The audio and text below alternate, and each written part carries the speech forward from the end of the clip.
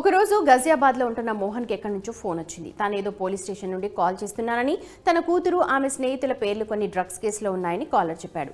ఇది విన్న మోహన్ భయపడ్డాడు. కాల్ చేసిన వ్యక్తి డబ్బు చెల్లించి సమస్యను పరిష్కరించాలని, లేకపోతే కుమార్తె ఇబ్బంది పడుతుందని చెప్పాడు. భయపడిపోయిన మోహన్ వెంటనే 30,000 బదిలీ చేశాడు. ఇలాంటి మోసాల కేసులు వేగంగా పెరుగుతున్నాయి. కానీ సైబర్ ఫ్రాడ్తో పాటు సైబర్ స్లేవరీ అని పిలువబడే మరొక విషయం కూడా కనిపిస్తోంది.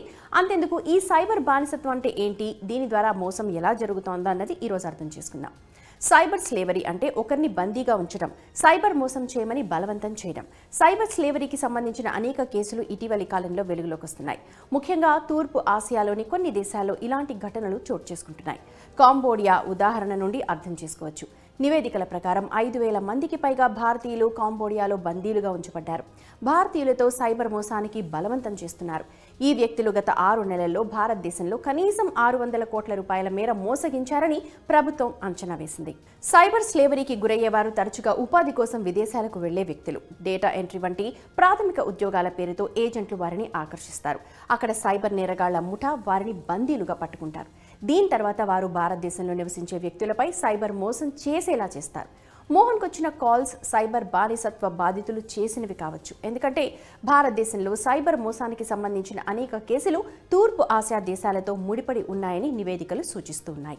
సైబర్ బానిసత్వానికి గురైన కొంతమందిని ప్రభుత్వం విడుదల చేసింది. అయితే చాలా మంది ఇప్పటికీ విదేశాల్లో చిక్కుకుపోయి ఉన్నారు.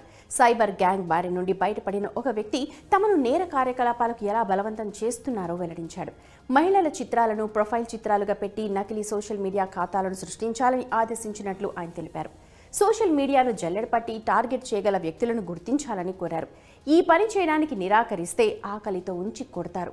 ఇది మాత్రమే కాదు, విద్యుత్ షాక్లు కూడా ఇస్తారు. అటువంటి పరిస్థితుల్లో మీరు సైబర్ బానిసత్వ మోసానికి గురి కాకుండా ఉండటం చాలా ముఖ్యం. దీనికోసం మీరు అప్రమత్తంగా ఉండాలి. ఏదైనా తెలియని లింక్ పై క్లిక్ చేయొద్దు. తెలియని కాలర్ని విశ్వసించొద్దు. సోషల్ మీడియాను ఉపయోగిస్తున్నప్పుడు జాగ్రత్తగా ఉండండి. కాలర్ ఏదైనా అత్యవసర పరిస్థితిని సృష్టించినట్లయితే వెంటనే అలర్ట్ అవ్వండి. ఎవరైనా పోలీసుగా క్లెయిమ్ చేస్తే ప్రశ్నలు అడగండి. వారు ఏ పోలీస్ స్టేషన్ నుంచి కాల్ చేస్తున్నారు, వారి పేరు, హోదా ఏంటి అన్న దాని గురించి విచారించండి. వారు అందించిన సమాచారం ఏదైనా దాన్ని క్రాస్ చెక్ చేయండి. అస్సలు భయాందోళన చెందకండి. మీరు ఎంత ఎక్కువ భయపడతారో మీరు మోసానికి గురయ్యే అవకాశం కూడా అంత ఎక్కువగా ఉంటుంది. కాబట్టి అప్రమత్తంగా ఉండాలి.